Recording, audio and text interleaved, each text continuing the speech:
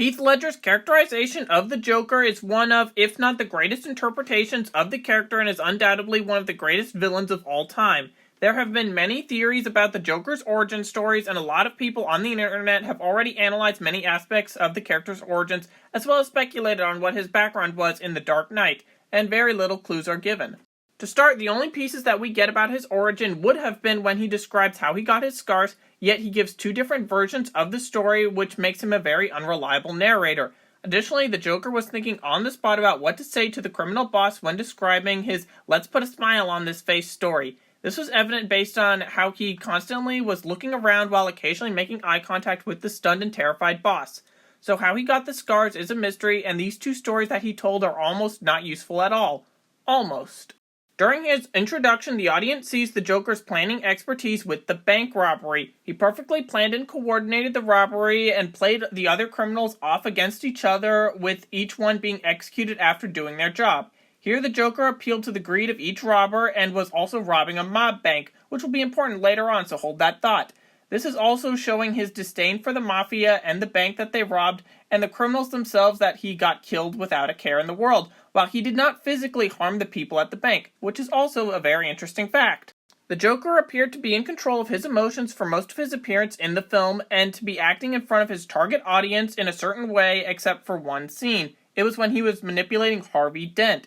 He was perfectly composed with each line that he said to Dent until his one line about the truckload of soldiers blowing up, and it was followed by "nobody cares." His eyes said it all in that scene alone. He appeared to have memorized, or at least partially knew, the high points to hit on in order to fully turn Dent into Two-Face. However, that line had to have been an improvised example to back up his points about attacking the, quote, plan. Although he's a master of manipulation, the Joker's voice in that line is different compared to how he speaks to Dent in the rest of the scene. It's almost like he was remembering something along the nature of the truckload of soldiers being blown up as he said it, as if he had seen it. This brings me to what I believe the Joker considered to be the plan.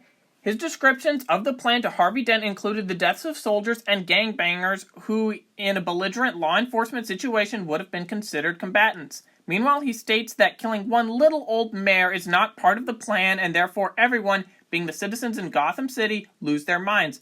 Basically, the criminals and law and order figures are acceptable losses to the public, while the mayor, although a big figure in the law and order side, is still classified as a civilian, and therefore his death would be unacceptable to the public. Feels like it's hypocritical for the civilians to be fine with many combatant deaths, but one civilian death is something that the civilians find absolutely horrifying. Using this information, it can safely be assumed that the Joker was a combatant in some way, shape, or form, which I will elaborate on soon. The Joker's arrest by Gotham City police and his follow-up interrogation by Batman also show his ingenuity, manipulation skills, and planning abilities. The first and most important aspect of the Joker's arrest for his origin are that both the police and Batman could not ID him, despite having the most advanced technology available to them. This is key to the Joker, as he likely had his identity erased from government databases, and his identity is most likely to be classified beyond the top secret security clearance level, which, if you don't know, the 5 levels are L clearance, Q clearance, confidential, secret, and top secret. Everyone in the military has a standard secret security clearance, but only certain MOSs are top secret, and those don't erase your identity or hide your identity from government databases. So it's easy to assume that the Joker was very likely beyond this level of security clearance. Before I speculate more about what I think he was, I'll finish up discussing his short incarceration by the GCPD. Okay, so the Joker had intended on being arrested and put in the MCU by the police. Even before his arrest, the Joker had a layout for the police transportation route of Harvey Dent and their alternate route to be the most optimum position to make attempts on Dent's life. The planning was all perfectly done and orchestrated to his escape and to ensure that Dent would be the one to be rescued by Batman. In his interrogation with Batman, he has clear knowledge as to how to interrogate a prisoner and begins to advise Batman on how to interrogate him. Additionally, earlier in the film, he referred to Lau as a squealer and that he could tell him when he saw him, so the Joker has clear experience in this field. Furthermore, his tone of voice changed slightly when talking about Lau to the Mafia, so like with the scene with Dent, you can tell that he is reflecting on something more personal with that line. He also manipulates Batman into coming to his own breaking point and completely changes his tone when he's left alone with Batman as compared to when he was left alone with that one police officer, to then use the broken glass piece caused by Batman's interrogation to start his escape plan. Joker's manipulation skills are shown all throughout the film, from the robbers in the bank to where he got the mob to not only hire him, but also to fear him as he controlled their actions. Even his arrest by GCPD and interrogation by Batman are all showing signs of a trained professional. But the real grand manipulation was Harvey Dent. You see, he appealed to Dent's nature of fair justice and his perception of the Joker as a chaotic force of nature created by the Mafia, giving him free reign over Gotham. This finally brings me to where I believe the Joker's origins lie. I believe that he was likely a Tier 1 operator in Delta Force, as he specifically refers to soldiers instead of sailors, airmen, or Marines in that scene with Harvey Dent, and also Delta Force is the US Army's Tier 1 Special Forces. But the other alternative, which I find even more likely, is that he was part of the intelligence support activity, which around this time was referred to as Grey Fox. Heath Ledger was 28 years old when he died and played the role. US Army Green Berets are at minimum 20 years old when they go through the Q course, and it takes about 18 months to complete. Generally, most Delta Force and ISA operators come from the Green Berets after years of experience, although Delta Force had advertised at Fort Bragg, now Fort Liberty, and applicants must be 22 years old and go through 6 months of a training period before becoming operators. So, with taking that into account, I'm going to speculate what I feel like the Joker's career in the military was like, and considering that the film takes place about a year after the first one, which came out in 2005, so at this point, the Joker was already running around Gotham.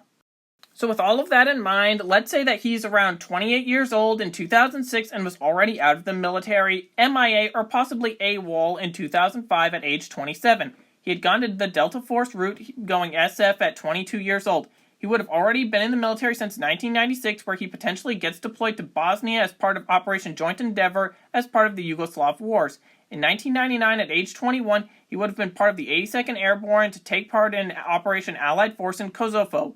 In 2000, Joker will turn 22 and be eligible for Delta Force training and take part in the war in Afghanistan in 2001 and 2002, where he can encounter Grey Fox during Operation Anaconda, as that was a joint operation between Grey Fox and Delta Force. Or in 2003, he can accompany Grey Fox again during the Iraq War while searching for Saddam Hussein within Task Force 121. After joining the ISA, he participates in operations in Iraq, Afghanistan, and other theaters in the global war on terrorism before arriving in Gotham City in 2005 after leaving. Since his identity was not found by Batman or police, I feel like from the ISA he went to an even higher rank within the intelligence community beyond the levels of SAC and probably became disillusioned by 2005 with the lack of progress in Afghanistan and the insurgency growing more brutal by the week in Iraq.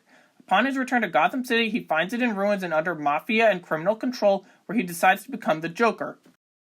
The Joker's faith in humanity was gone, as was evident when he presented the prisoner's dilemma to the people and convicts on the ferries, which I'll also point out that he knew the boats had one populated by civilians and the other one populated by Gotham's most violent offenders. He fully expected both boats to blow up each other and show that the city had its true colors of citizens being the civilians accepting the responsibility to kill criminals for their own safety, and that criminals didn't care about people in the society that they lived in. His expectations were probably a reflection of his perception of Gotham City in 2005. But what were the Joker's motives? Was he a terrorist, an anarchist, or something different? Next week I'll do a video on what I believe the Joker's motives were in Gotham City and why he possibly could be considered an anti-villain and possibly even an anti-hero. All of this was my best guess as to what I believe the Joker's origins were. What do you think of this theory? Is there anything that I left out which could help my argument? Is there anything to contradict what I said? Let me know in the comments, and thank you for watching.